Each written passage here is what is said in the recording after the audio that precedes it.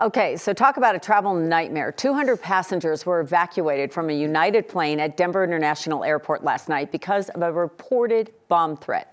Good news, this didn't happen. It happened, though, before the plane headed for Dulles Airport near Washington, D.C. could take off. We want to bring in 9 News aviation expert Greg Feith right now. And Greg, there are a lot of questions here still to be answered, which is why we bring you in, Sure. Because you know more than most on this subject. What do you think happened here? I think, well, one of the first things is that anytime there is a threat, it doesn't necessarily have to be credible, but anytime there's a threat against any aircraft, and in this case, United Airlines, pilots are prohibited from taking off. If they're in flight, then they must land at the nearest suitable airport. But in this case, they were prohibited.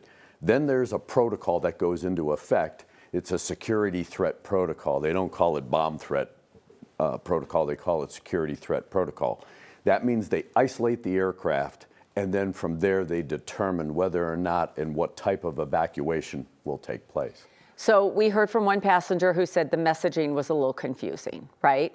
And then they evacuated right there on the runway. Is that normal? Is that expected? And what can you tell us about that? They moved the airplane. They moved the airplane to an isolated part of the airport, right near a fire station. So it's on a taxiway. It's away from other aircraft and definitely away from the terminal. They don't want the airplane anywhere near, just in case something bad happens. They don't want other aircraft or other people involved. So they isolate the airplane, and then in this case, they determined the fastest way to evacuate was to bring the air stair up and bring everybody out that forward entrance door.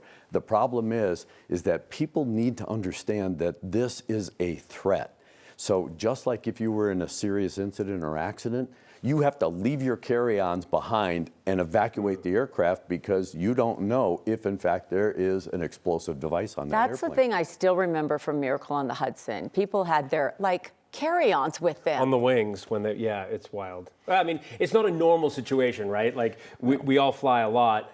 Very few of us have ever been in a situation like that. How common is what happened, a bomb scare, a security scare like that? The threats have ramped up over the last several years, especially because of the political atmosphere, not only here in the United States, but around the world. And so there have been a lot more of those types of threats. Credible threats, that is something actually being on an airplane, is rare, and it hasn't happened here in the United States for a very long time. And in fact, one of the more famous in-flight explosions occurred back in 1955 coming out of Old Stapleton on a United Airlines flight. Unfortunately, the airplane blew up over Loveland.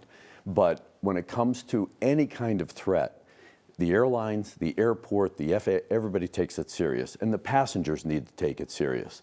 If they tell you you need to get off that airplane and you got to get off now, yeah, leave your stuff behind. If you're that concerned about your wallet or your phone, put it in your pocket.